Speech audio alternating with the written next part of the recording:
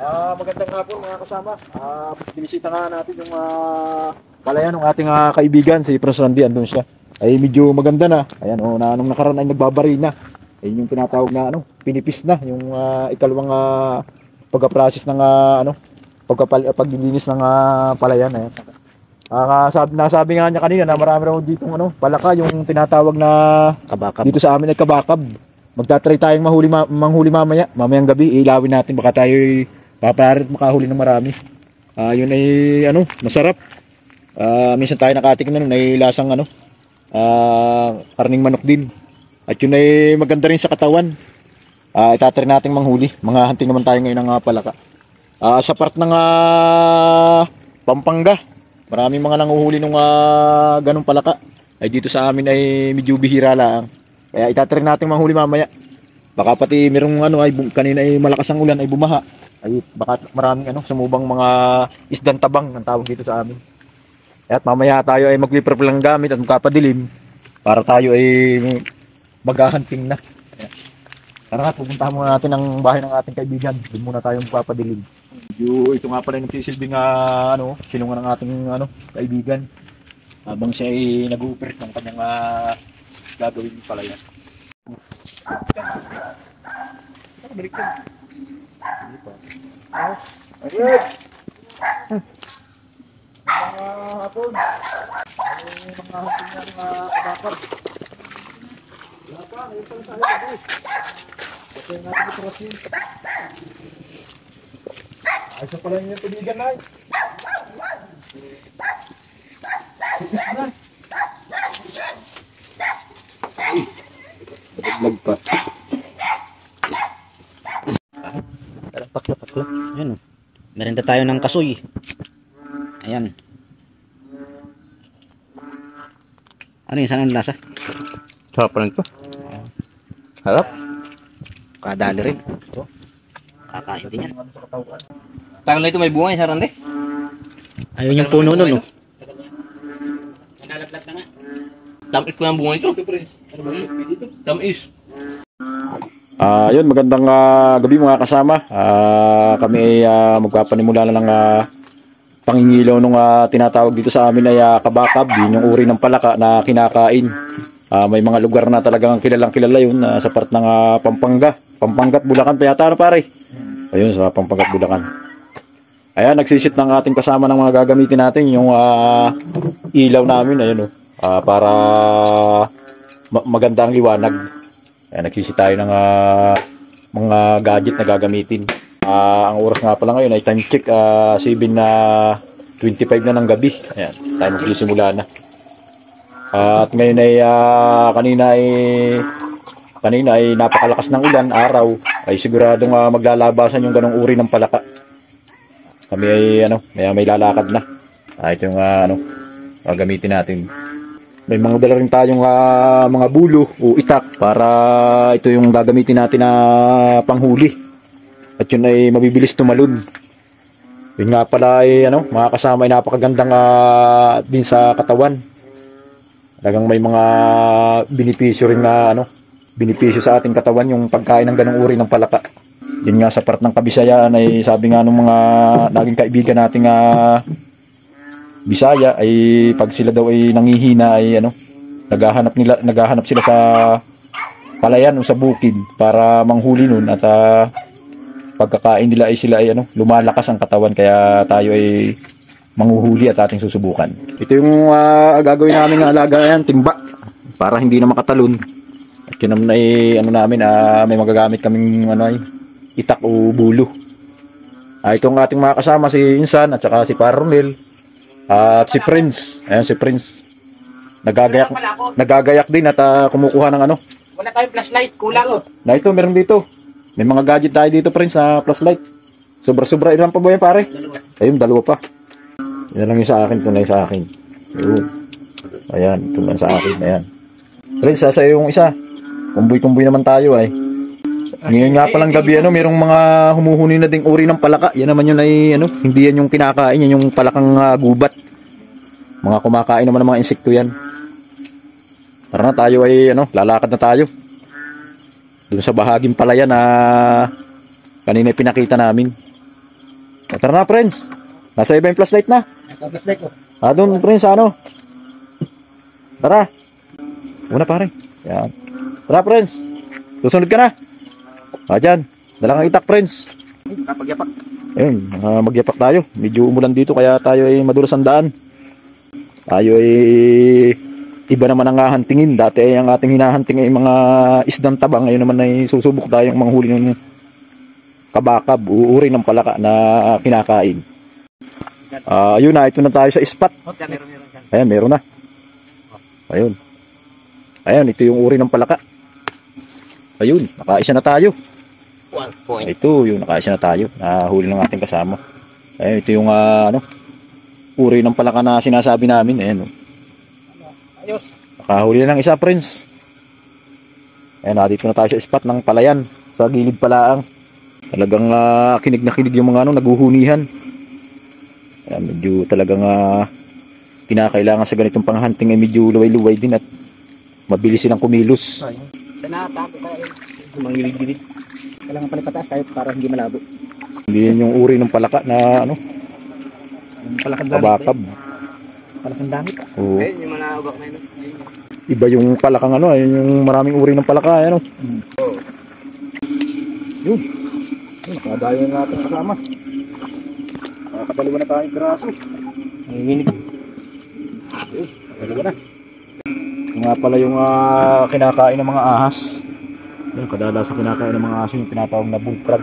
Kaya sa ganitong time daw ay ingat-ingat din at maraming mga ganyan mga uri ng palaka ay yung kadalasan hinahanap ng mga ahas, ha? Doon, nakakuha nga kahul yung natin kasama.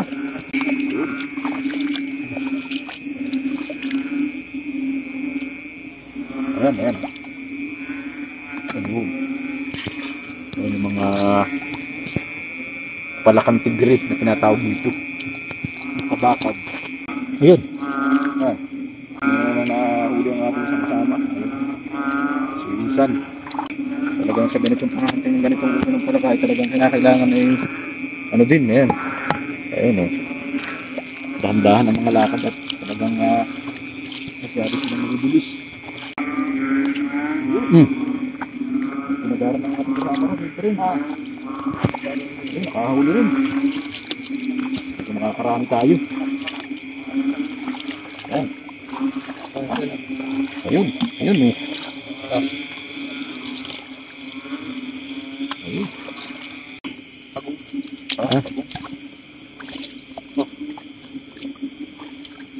Ganda yan, pang aquarium.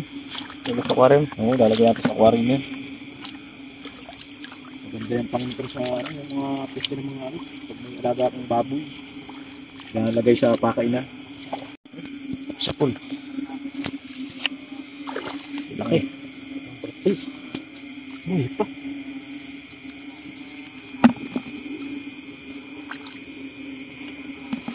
Yun no. Bali ang gulugod. Hindi, ito nakatiyaya. Mga kasama ay talagang mahirap din nahanap. Meron siyang taglay na camouflage ng camouflage na kulay.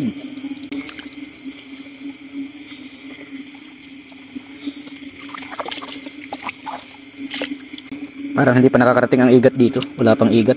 Wala pa dapat meron mo dito suba Kahit yung maliliit. Wala pa. Wala pang maninira ng pilapil. Isda pare yun. Ay, maliit. Maliit. Ayan. Maliit na isda. Similya. Parang siya. Pugi sa matang hayop. Napunta sa liwanag. Kailangan na nakagaling ng paslit. Lagi sa mata. Na friends, meron pa dyan. Meron mga dikit-dikit rin. Kaya friends, meron. Yun, may huli yung ating isang kasama rin si friends. Kaya friends, may muna rito. Si friends. Hindi may panlagay tayo friends sa aquarium mamaya. Ganda yung anong presang mga pisti. Pisti sa sigiri. Kasama rin. Abot. Huli yung yata. Dalawang taga. Talagang sinirbo lang natin kasama yun. Si Prince, ayan. Dahil may Prince naman ang ano. Kasama naman tayo yung nagiging. Dahil naman tayo ng malakang tigri. Nasa gilid lang pala yung Prince, ano. Wala dito sa mismong po ng tubig, ano. Namamaybay pala yan. Kailangan maligtas ang sawa. Dito nga pala napapapit ang sawa. Nakakapurisyo daw ng manok. Nangangain sa mga kalapit bahay. Pag nakita natin, maaari natin mahuli. Kahit pagtutulungan natin mahuli ng buhay at isusurrender natin sa DNR. Yung sa ating kaibigan doon na si Kuya Edgar na kabangon. At ang sawaya endanger na din yan endanger pieces. Kaya lang talagang hindi natin mahuli ng basta-basta. Bailap din yung sawang yun. Laki na yata ng gabintin na yata yun, Prince? Gabintin sawa na. Tumagan man sa mga tilapin magkari. Nakaayukad lang yun sa tilapil. Sa ganito yun, Hindi. Sa kati yun dyan, sa mga ganyan ang malalago. Patulog-tulog lang yun dyan. Pagka gutom na tatabi, pupunta sa mga tulugan ng manok.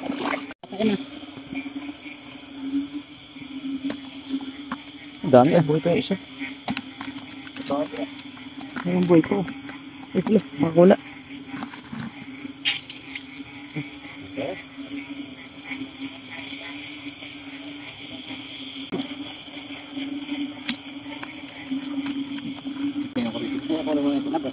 Napapalaki ito rin siya ng... Ay, narubat na. Narubat na. Subo, parang may sabaw. Ayun, galing na tayo sa panghunting ng mga tinatawag dito sa amin na kabaka, buo palaka. Kung kulangan kung sa ibang lugar, ito yung uri ng palaka na kinakain. Ayun, ating mamaya ay ating lulutuin. Adobo. Ayan, makahuli din tayo ng marami-rami. Kasi pare-parehas lang ang size at video, siguro nawawala na rin yung mga ganitong uri ng palaka dito. Dito sa lugar namin, medyo hindi na rin sila dumadami. Kahit walang masyado ritong mga nanguhuli ng ganitong uri ng palaka. Mga palakang tigri. Masarap ding luto dito ay prito. Ngayon ay wala naman tayong mantika dyan, ay lulutuin na lang natin ng Yan, Ayan, magsisimula na tayo magluto ng ating nahuli kanina na uri ng palaka na tinatawag na sa atin dito ay kabakab. Ayan. Wala kaming mantika, lang isa lulutuin na lang namin na adobo sa tuyo. Lulutuin natin ang ating kasama si Insan. Ayan. Ano yung kawali mo dyan? Yung ay aming magsisilbing lutuan. Yung aming mga panggatong at talagang ganit na sa amin sa probinsya. Ayan, ito yung mga ricado. Yung ating papaapuyan yan para magsimula ng Silo natin kan. Kaya itong itak. Yung itak mo. Mas malaki yung itak mo. Ayan, bato yan, Insan.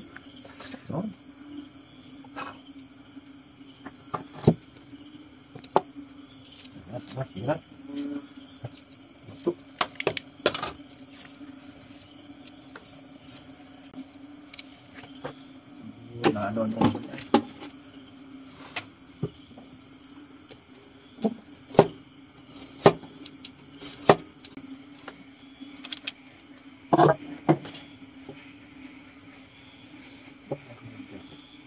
Hindi.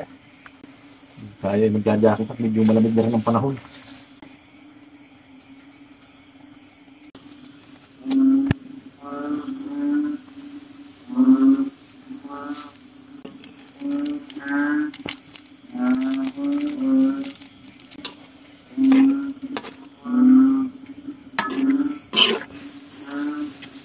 Wala naman ang ito, amokbang.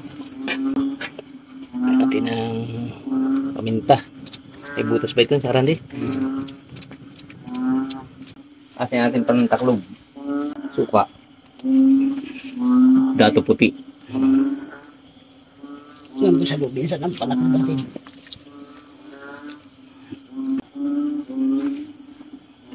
Ito naman 5 minutes. Ano siya? Pwede rin, no? Dati na siguro yan, no?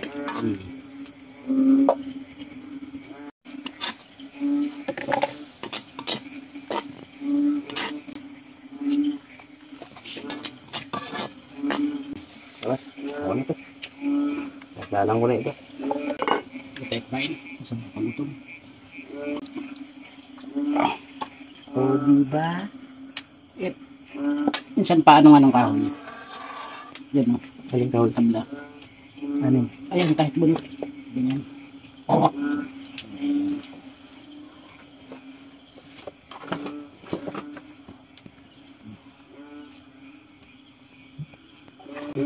Ayun, naluto na yung ating mga hinuli kaninang ano. Uri ng palaka o kabaka ba yan? Tikman na pare. Okay yung lasa. Nakakatakam. O tara. Init. Pare, okay. Tamang-tama ang halang. Ayun. Yan, tayo muna ay kakain ng ano. Tayo ay nagutom sa panghuli kanina ay tayo naman ay kakain. May lahok na sili yung ating pagkakaluto. Ayun, saan o? Yan. Kuha na ng ating matikman yung huli. Ano friends, okay? Ayun. Quality. Talagang nakakatakam ang hitsura nyo. Pampalakas ito.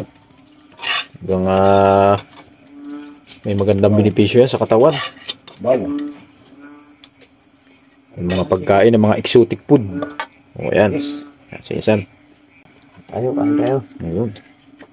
O, tayo kakain na rin. Tayo kakain na. O, kain.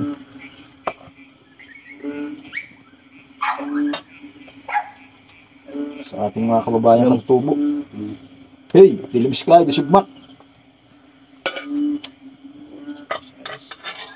Ang pasyon.